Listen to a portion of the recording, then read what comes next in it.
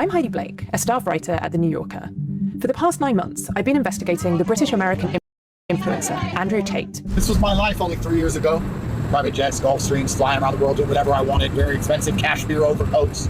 Then they threw me in jail, but they forgot I'm a fucking tough guy. It's almost like they thought I wasn't a tough guy. Drawing on thousands of leaked files and scores of interviews, my investigation reveals how he got rich by building a sprawling empire of online exploitation, recruiting dozens of webcam workers into what he called sexual slavery.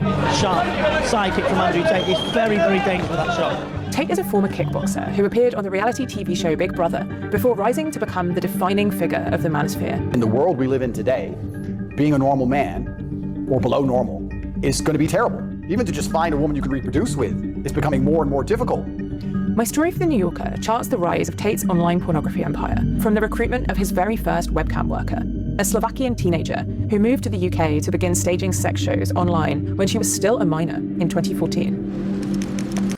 I think that's the one he calls his number 2. But you guys want to hear something crazy?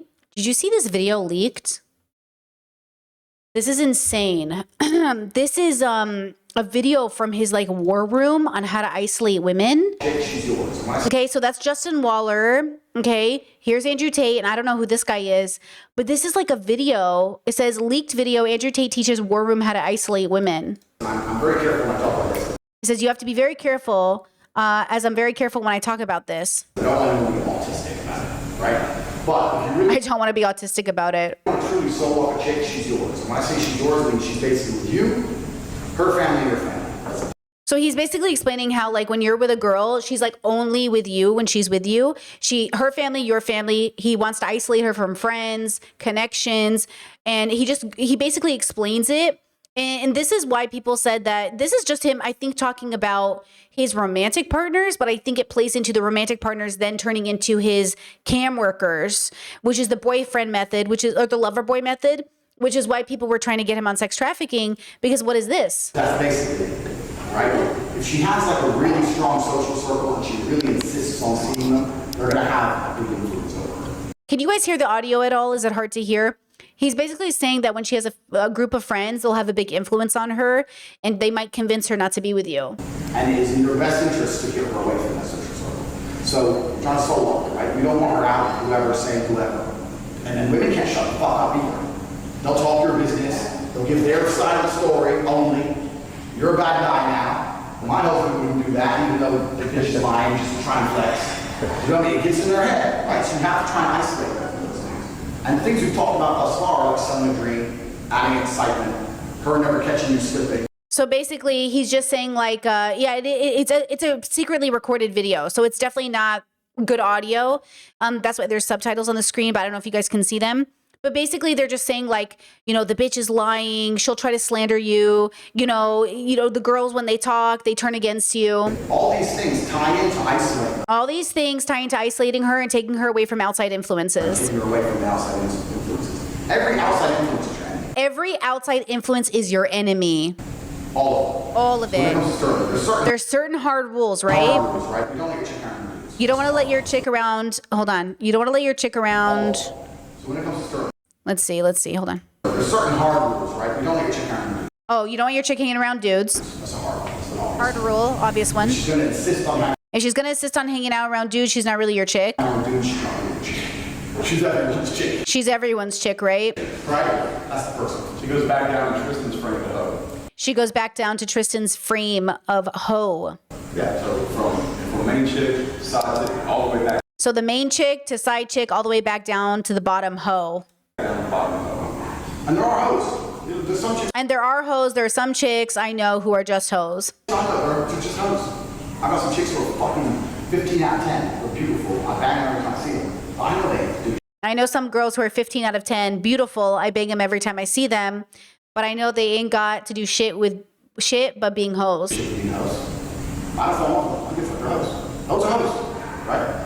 So you have to keep that frame in mind. But in terms of isolating them from their friendship. So in terms of isolating them from their friendship group, It's not actually that it's not actually that difficult to do. difficult to do.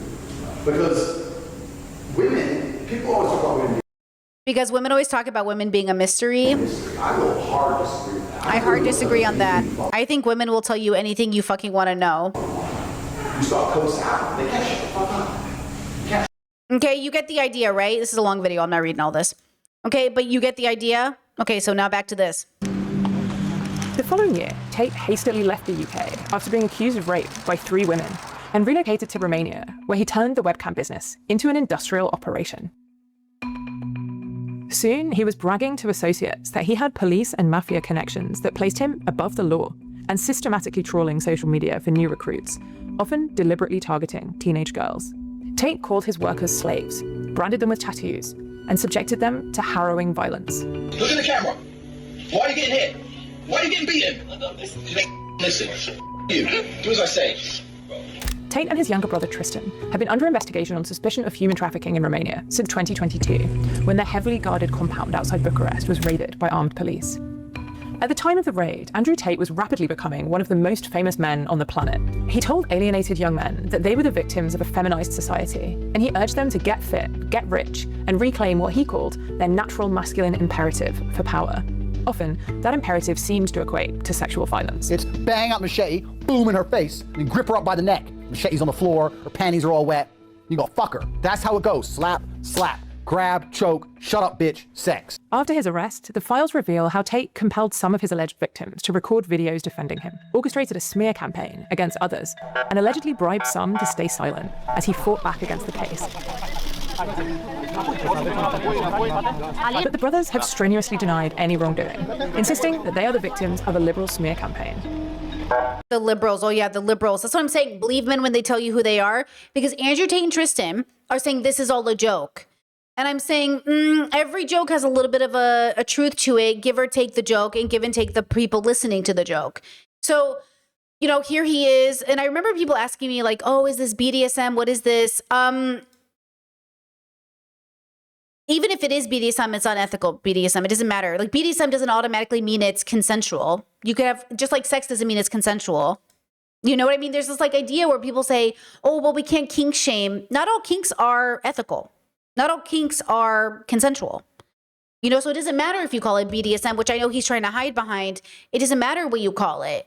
You know, oh, it's kinky sex. Okay, but again, not all kinky sex is consensual. And right-wing allies, including Donald Trump Jr., Elon Musk, Tucker Carlson, have branded the case a conspiracy. Okay, this is what I mean about guilty by association. So you know how Basim and all these guys, they'll hang out with Tucker Carlson and Candace Owens because they'll say, oh, they're anti the genocide. Like, I'm confused about our decision making here. Like, are we really going to build bridges with people just because they're anti-genocide? Like, can't we say, good, be anti-genocide on your side. I don't know why I'm building a bridge with you. Can you be anti-genocide on that side? Like, why do we have to be friends now that you're anti-genocide? Why? I don't understand that. Because if you really cared about the genocide, we wouldn't have to be friends for you to be anti-genocide. It sounds like they're saying, if you're friends with us, we'll be anti-genocide. But if you're not friends with us, we won't be. Do you know what I'm saying? So I don't understand why we have to make allyship with these people who support abusers and support, you know what I'm saying? I don't understand. And I don't think it makes sense. And you can be anti-genocide over there because that's the ethical thing to do. That's the right thing to do. But we don't have to be friends and we don't have to collab and we don't have to make jokey with each other and pretend we're best friends. That shouldn't have to be a requirement of you being anti-genocide. Donald Trump's election, Romanian prosecutors eventually gave in to US pressure to release the brothers from a travel ban. Freedom at last. And since then, the case appears to have stalled. We have our passports back, and just like you, anyone else here decides to take a trip, they're allowed to take a trip. So all of these 3 years of imprisonment were a complete waste of time against innocent men who have never been tried. So people hear this and they really run with it. They'll show up on my videos and they'll say, oh, Brittany, you know, it was bullshit.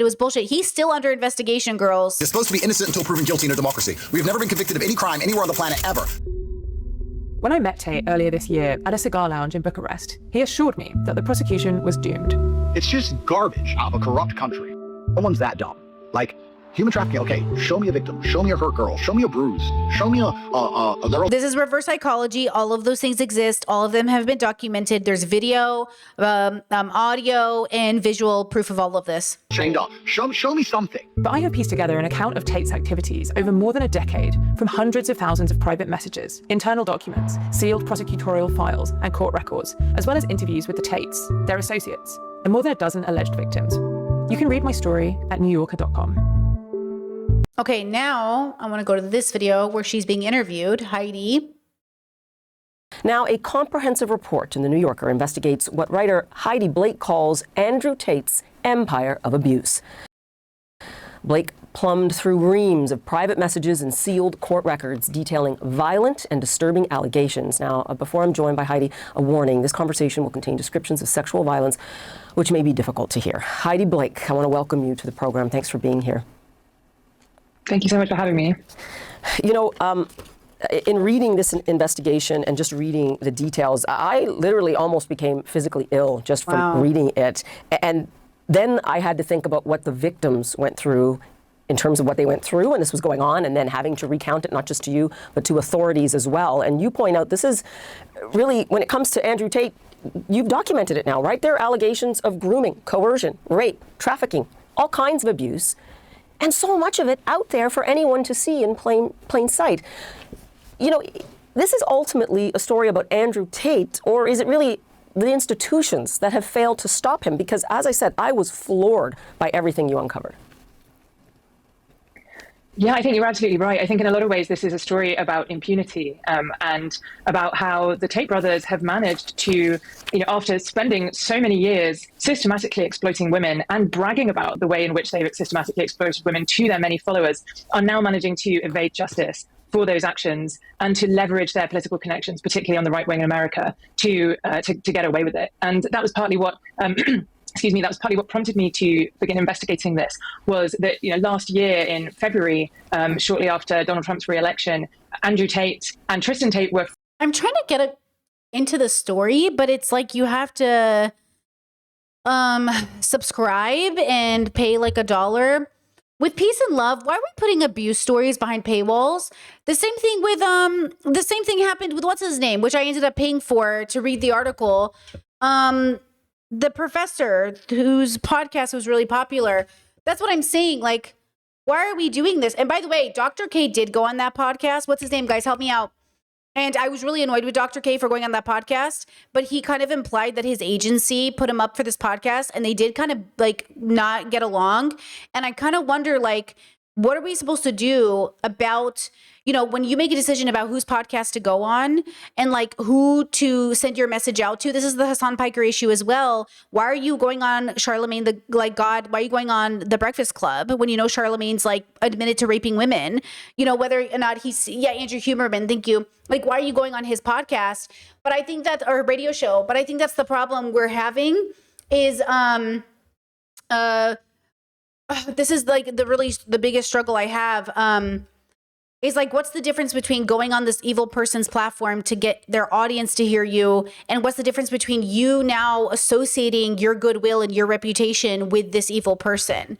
This is the difficult part of this all. I'm serious. Like, what are we supposed to do in the adult world, right? Yeah, Andrew Huberman, he serial cheated and deceived 5 different women, one of which he was doing IVF with. It was really horrible. It was just so layered. It was a really good article, but it didn't get the attention it really deserved because it was behind this paywall. Freed from all travel restrictions in Romania, where they face very serious rape and human trafficking charges, and were allowed to travel the world freely. And since then have been proclaiming their innocence and declaring that the case against them is totally defunct and going nowhere. And that happened after the US applied pressure on Romania, and the prosecutors lifted those restrictions under a significant amount of pressure from the US. And so I really wanted to see what had the brothers done, and to dig as much as I possibly could into the evidence that I could find to document their actions over the past 10 years, and to try to give that context to people who are just hearing the brothers constantly declaring that there's no evidence at all. And yet you point out that the Hertfordshire investigation in the UK is just one of many disturbing parts here. In 2014 and 2015, think about how long ago that was. 3 women, Hannah Price, Maya Navarro, and Amelia Walker, they went to British police alleging rape and strangulation by Andrew Tate. Now, he was arrested, but then ultimately the case collapsed. Prosecutors declined charges again in 2019. You know, where do you see it if police and prosecutors had properly investigated those early allegations, understanding where we are then as well in the Me Too development? Is it possible here that Andrew Tate never becomes the global figure that he is now? Yeah, I think that's a really important question. I think there's a strong case to make that if those three women had been taken seriously and properly listened to a decade ago, that Andrew Tate could have faced justice, could have been held accountable, and that perhaps other women would not have suffered in the way that they have in the years since then. And it is shocking the way in which that investigation was handled. You had three women who all went to the police and made very similar allegations. And by the way, within the legal framework, Andrew Tate has said with his full chest that he sleeps with 16-year-olds because it's, quote, legal. He says that all the time. Recently in interviews, he has said he is sleeping with 16-year-olds actively because it's legal. You know what I mean? We don't need the law to tell us what's happening. He is saying it. It doesn't matter if they convict him. He's saying it. That's what I'm saying about all these men. They keep telling us stories and we keep going, okay, so you're a predator. And they're like, they're not. What do you mean? Do the law find them guilty? Okay. And I'm saying it doesn't matter. They told us with their own mouth. That they had been assaulted, raped, strangled by Andrew Tate. And that investigation was left to gather dust for 4 years. Almost nothing was done about it. The police left Andrew Tate's phone lying around the station and didn't download it properly, which meant important evidence became effectively unusable. And meanwhile, Andrew Tate, by his own admission, skipped the country and moved to Romania, a jurisdiction where he himself has said he is freer to continue behaving towards women in the way that he wishes to behave without facing any action from the authorities. And so, yeah, that is a really shocking example of the way that a failure to take rape allegations seriously by the police can have very far-reaching consequences. Yeah. In fact, he says it loudly and proudly. Just in the last few days, Andrew Tate was sitting on a golf course just outside of Moscow, I point out, giving an interview in which he dismissed Romanian prosecutors and compared Romania's justice system to Zambia's, and argued that if he had actually hurt anyone, he wouldn't be a free man today. Listen. Boo. The Romanian state has the same level of judicial integrity as Zambia. So anything they say we can take with a large pinch of salt. Yeah. Do I know women? Yes, I'm a full-grown man. Do I know men? Of course. Do I know people? Yes, I'm a famous man. I know people. But if I had ever hurt anybody, especially with how hard they've tried to put me in jail, I wouldn't be sitting here right now. What strikes you about that? This is such reverse psychology. This is literally reverse psychology. This is why Trump gets away with what he gets with it. And the worst part is people believe it. I think that's the worst part. And this is why I say you're responsible for the way that the world is, because you're the one who's allowing him to trick you. And I'm saying at some point you're at fault, not the victims, the listeners, the viewers, like to some extent, right? It depends on the circumstance. Okay. I don't want to black and white this, but ultimately we are all responsible for realizing, what is in front of us. And we have to be very careful, So, just this idea that all these men are literally telling us and they're getting away. That's why I'm saying if Hassan Piker is truly a leftist and is truly not a misogynist, he cannot collab with these men. And if he's willing to collab with these men for the quote greater good, fuck the greater good. Not worth it. What greater good is there? That's my question. What is this greater good we are fighting for if it requires us to build coalition with fucking evil people? Can you please make it make sense to me? And evil people who have not been held accountable. We're not talking about people in recovery. We're not talking about people who've been held accountable. We're not talking about people who used to be. We're talking about people who, you know what I'm saying? What is the point of this? Do you guys think this is worth it? Is this enough for you? I can't. Philosophically, I can't. The world is always the way that it is. For thousands of years, marginalized people have been fighting, have been begging for basic rights. Women have been begging for basic rights, right? And I'm just sitting here saying, like, I'm not interested in having to beg to be treated with dignity. Okay, so no. And so I will be very critical of all these men who collab together, who become rich together, who become millionaires together in collaboration, while the rest of us are waiting at the side and they keep telling us, trust me, I've got you too. I'm going to fight for you, bro. Well, I think what strikes me about that is that Andrew Tate has been saying publicly for years that he moved to Romania specifically because it is a more lenient jurisdiction when it comes. Exactly. Chad says, I mean, we're responsible, but another way, we're also victims of the system. No, we're both things. But at some point, you have got to be the adult in the room and recognize the way you contribute to the way the world is. Okay? Millions of people voted for Trump. Millions of them voted 3 times. Yes, they are victims of the system. And yes, they are also participating in that system in a way that is harmful to them and others. At some point, we are all responsible. Okay? So you can't blame the system alone. Again, the message you're sending to me, this is what I hear when I hear people say, like, well, I can't do it individually, it's the system. Okay, then I might as well kill myself. And I'm not exaggerating. The reason I wanted to kill myself my whole life is because the message I was receiving as a child is there's nothing to do. That there is no hope, there is no right answer, that bad people win, and there's nothing to do. So there is no reason to keep people from killing themselves. Because what are you offering them to stay alive for? Stay alive for a world that never changes. Stay alive for adults who never hold themselves accountable. Stay alive for parents who never heal. Stay alive for teachers who never get better. Stay alive for police officers that never get reformed. Stay alive for governments that never care. How dare you ask people to stay alive for absolutely fucking nothing? So no, there has to be a reason to stay alive. And the reason to stay alive is because it does matter. You can make a difference. And it starts with you.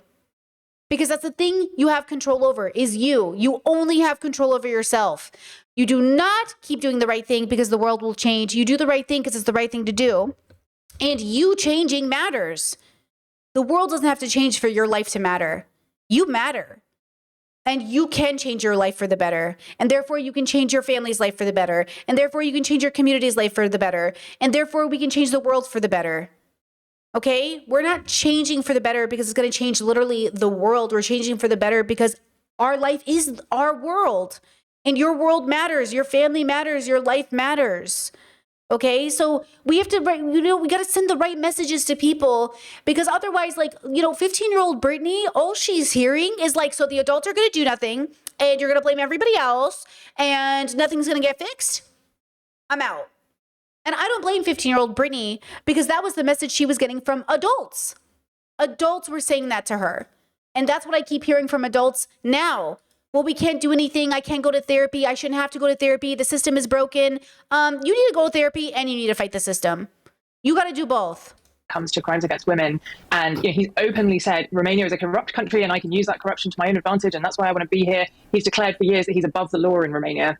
I think it took him very much by surprise when the Romanian authorities did bring this human trafficking case against him. But now, of course, he's turning that argument on its head and saying it's a corrupt country and shouldn't be taken seriously. The fact is that there's a rape and human trafficking investigation into both the Tate brothers in the United Kingdom as well. They are wanted on 21 combined counts of rape and human trafficking in Britain. And they are not being extradited at the moment from Romania because the Romanian court has ruled they can't be until the Romanian prosecution has run its course. Now, I obtained private messages in which the Tate brothers said to each other and to their advisors that they were effectively being protected by Romania from having to go and face justice in Britain. And so I think Andrew Tate sort of plays the system the way it suits him at any given time. But I think there are very, very serious allegations for him to answer in multiple jurisdictions.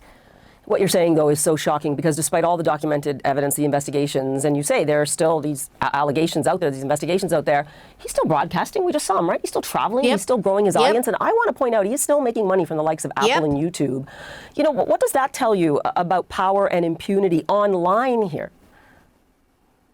Yeah, it's extraordinary to me that brothers are allowed to continue traveling, continue expanding their reach, continue making money, given the gravity of the allegations against them. That was a big part of why I wanted to dig into this investigation in the first place, to understand how that could be. I think that's what I mean. All of these men become rich at the expense of all of us, and they use all these women to become rich. I mean, I don't know how many times I've highlighted Andrew Tate talking about taking men's life savings, and I don't see men up in arms about men stealing from men. They're all busy. They're all mad at these OnlyFans girls from taking men's life savings when men are literally saying they're using these women to do just that. You know what I'm saying? You're not mad at women who take advantage of men. You're mad at women. Because if you were mad at them for taking advantage of men, you'd be mad at Andrew Tate. But instead, you worship him. You follow all of these men. You like all of these red pillars while hating on women. And that's why I say it's misogyny. It's not about justice. It's not about helping young men. It's about hating women. That's why they blame feminism for everything. They have very assiduously courted a number of powerful allies on the right, in particular Elon Musk, who is someone who has come out and declared the case against them bogus and said that they're the targets of some sort of liberal smear campaign to distract from actual sex trafficking. And there are other major allies as well. Donald Trump Jr. is another person, Candace Owens, Tucker Carlson, all of these very prominent figures on the right in America have come out to defend the brothers and to defend their right to continue broadcasting and saying whatever they like. But when I met Andrew Tate at a cigar lounge in Bucharest this spring, he said to me something which has become quite a familiar argument of his, which is, if I'm a human trafficker, show me a victim. Why are there no victims speaking out? Well, I went out and spoke to more than a dozen women who, say that who are alleged victims of the Tate brothers. I gathered accounts from many more victims in the form of witness statements and other documentation. There are a lot of women who feel that they were very seriously victimized by these two men, and they kind of come up with any number of different arguments to try to bat those charges away. But the fact remains, the evidence against them is voluminous, and they have a lot to answer for. So Heidi, you just mentioned you did sit down with him. I mean, why did you decide to sit down with him, and what most surprised you about your encounter? Well, I thought it was really important to try to understand Andrew Tate and Tristan Tate, his brother, and understand where they're coming from and their psychology. And well, I mean, if you look at their story, they really have a, hear me out, they have a very DeFlamingo story, except there's no good brother who's secretly doing something good. I don't want to give away spoilers, but there's no like DeFlamingo story. Like there is a DeFlamingo. There's two brothers who grew up really fucked up. Their dad abandoned their family to go be a famous chess player. Their mom tried to raise them in a not so great neighborhood. They didn't have any money, so they became kickboxers. And then that only went so far because he was a professional kickboxer. And then he did sex trafficking because, and he became a gangster because, and they were brothers who went to jail together, and they lean on each other, and they have the perfect anime villain story. And that's the point, is like, who are you in the story? You're the villains. And you're exactly the kind of, this is why I say, like, you raise your children well with the hopes that they don't become, not with the guarantee, but everything went wrong for these two little boys. And so for Andrew and Tristan Tate as children, my heart goes out to them, right? It does go out to them. My heart is weeping for them. They're adults now, though. Yeah. So like, it doesn't, I'm sorry, but also you can't hurt other people at the rate you're hurting people, but it's an entitlement too. DeFlamingo too was this way as a child. He was entitled and spoiled, and Andrew Tate gives exactly that. Entitled and spoiled. I don't know how young it started.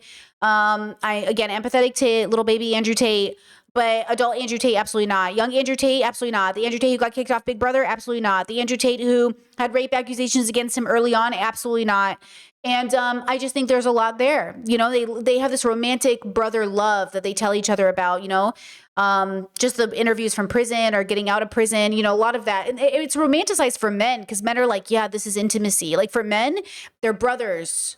That's it. Like their love for their brothers, even though they don't have true intimacy with them necessarily, they have a type of intimacy that cannot be spoken about because they went through something together. You act like girls don't go through things together. You act like you're the only group of people that go through things together, okay? A lot of us are going through things together, and it doesn't need to involve sex trafficking.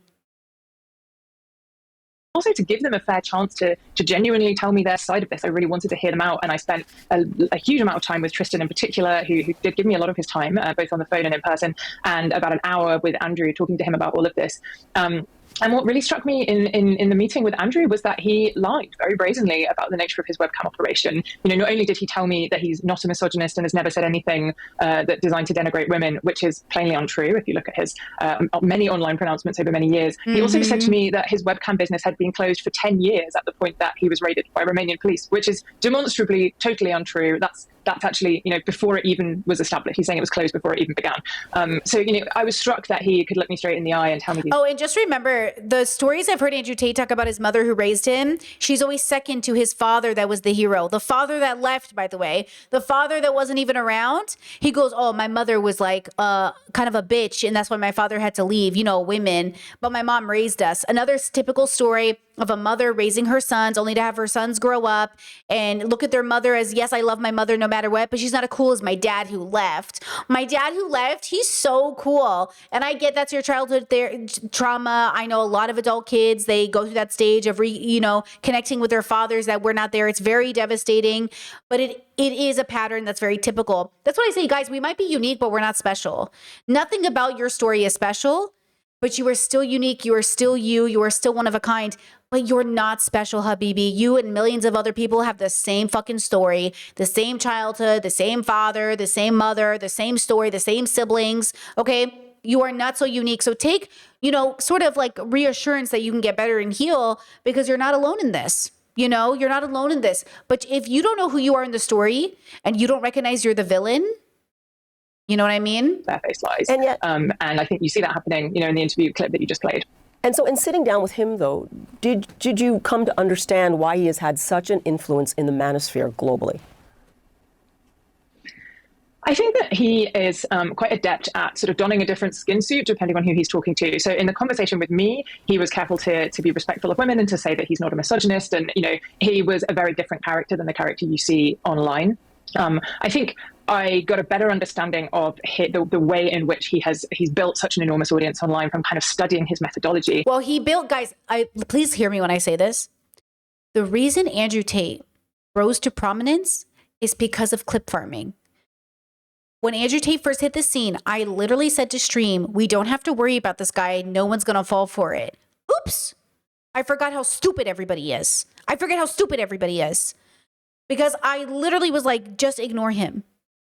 But he clip farmed. He got all his fans to clip farm. People made fan videos. That's why parasocial relationships between creators is pushed. That's why I look at Hassan Piker with a raised eyebrow, because that's how Hassan stays relevant. Hassan has the same methodology. He has his clip channels, his TikTok fan cams. He has all these people. That's what I'm saying. Don't you see the pattern of what builds the parasociality of fame and celebrity? I don't understand why we're not paying attention to it. And it's because, listen, you think I couldn't do this? You think I couldn't weaponize my audience? You think I couldn't say, hey, who wants to make money off my clips? You think I couldn't sit there and beg you guys? Like, you think there isn't going to be one autistic girly in the audience who loves to edit, who could literally be free labor for me and start posting my shit? Like, look, if you guys make an edit on your own because you feel like it, great. But I could weaponize it. I'm saying I could literally beg you to do this, and 10 of you would do it. And that's what I'm saying. I'm saying don't do it because you should work for free. Okay? Sometimes people clip me for fun, and that's okay. But I don't want you to do it because you want my attention. And I don't want you to do it because you think I'll pick you. And I don't want you to do it because you think, you know what I mean? I'm saying it's interesting to see all these people play into these things, but that's what keeps people famous. I mean, that WWE girl, I would never have known who she was without fan cams. The black-haired one with the muscles, the mommy muscles, I wouldn't even known who she was without those fan cams. And those fan cams in the clips, that's what it is. So I'm telling you, like, that's how Andrew Tate rose to prominence. It's how all these streamer bros stay relevant. You know what I mean? It is how they stay relevant. They actually pay clippers. I get emails all the time from clipping companies saying, Britt, nobody's clipping your content. Should they clip your content? And I'm like, leave me alone. Like, let me live my life. Also, it's the way to be famous. Guys, I don't want to be famous. So that's the problem. That's how you become famous. I don't want to be famous. I just want to make a living. I don't want to be a celebrity. I don't want to be famous. So don't, you know what I mean? I don't hire clip farmers and stuff because, like, you know, I don't do that. But again, like, it's not like I'm mad at my fans for making clips of when I really make a great video or I really say something really enlightened, you know, whoa, clip me. You know what I'm saying? But I don't need dedicated people spending their whole pastime. Not in this economy, girl. Go get a job. You know what I mean? So anyways, all of this to say, Andrew Tate did it on purpose. Everything is on purpose. All these boys this is what I call capitalism. He might not own the means of production in the way that you think, but though that's up for, obviously you would say he does, depending on who you are.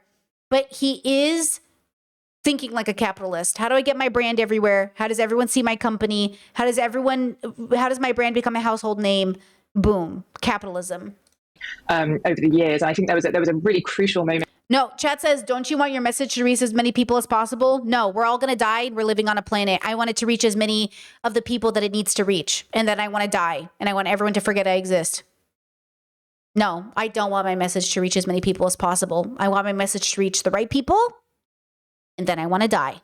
In 2022, when he devised a really ingenious way of expanding his global following, which was to establish something called Hustlers University, which was an online school that purported to teach modern wealth creation methods. Ooh, my brother bought it so we could look at it.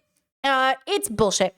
There, I spoiled it. But which actually functioned as a sort of gigantic content factory for Andrew Tate, because it had this affiliate marketing program in which members could earn commissions by clipping up Andrew Tate's videos and Didn't I just say it? Posting them. And so suddenly members could earn commissions by clipping up Andrew Tate's videos and reposting them. And so suddenly he had thousands and thousands of fan accounts churning out his content. Oh.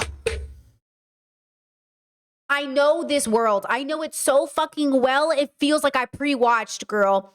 But if you know the bubbles, watch all of these men with an eye, bro. Watch all of these men with an eye. All of them are capitalists. That's why I look at Hassan with such a fucking side eye, because I'm like, you're playing exactly all the same fucking games. I didn't pre-watch, girly. It's just the way the bubble works. day in, day out, and pumping it into algorithms that are primed to amplify misogynistic and extreme ideas. And so that summer of 2022, Andrew Tate's content exploded. It was viewed more than 12 billion times on TikTok alone that summer. And he just became this global force. And that happened to coincide pretty closely with the human trafficking investigation. He was arrested at the end of that year. Right. And so I think that kind of fed into why there were so many figures on the right who were prepared to stand up and say that he was being targeted by kind of political smoke. Heidi, we only have about a minute left, and in that time, could you really put the focus for us on the women, the victims that you have met, because they have been harassed, threatened, discredited? Do they have a hope that the Tates will finally be accountable? Well, I think there are a lot of women who showed an extraordinary amount of courage in trying to bring Andrew and Tristan Tate's actions to the attention of the authorities. There are a group of 4 women in the United Kingdom who are bringing a civil case against Andrew Tate for rape and sexual assault. And they have been a real driving force in holding the authorities here to account and making sure that this investigation stays on the agenda. There are also women who have very bravely testified to the Romanian authorities and are strongly continuing to seek justice there. And I think it's so important that those women's voices are heard. There are a community of women in multiple different countries describing an extremely similar pattern of conduct, grooming, coercion, extremely similar sexual assaults on the part of Andrew and Tristan Tate, and I think their voices need to be heard. You certainly have distilled their suffering, quite frankly, in a very disturbing way, which brings a whole new light to this case. Heidi Blake, we want to thank you for joining the program. Wow, amazing job. Well done. Heidi Blake. The abuse or the empire of abuse, Andrew Tate. Wow. Wow. There you go. The New Yorker. Man, I wish it wasn't behind a paywall so I could read it. It is what it is, though. What are you going to do? Guys, I think that's all today. I'm out of spoon, so we'll have to do what I plan to do today, tomorrow. Sorry about that. I have a little bit of a headache. But I just want to say that I want to remind you that you matter. Your existence is important. You might not be special, but you're unique. And I'll never know anyone like you. And I'm so glad to have met you. And I hope the rest of your day is wonderful. I hope you get all the water you need to drink today drunk. I hope you sleep well tonight. And I hope you take care of yourself, because this system is broken, and we got to do whatever we can to fix it. And that includes working on ourselves.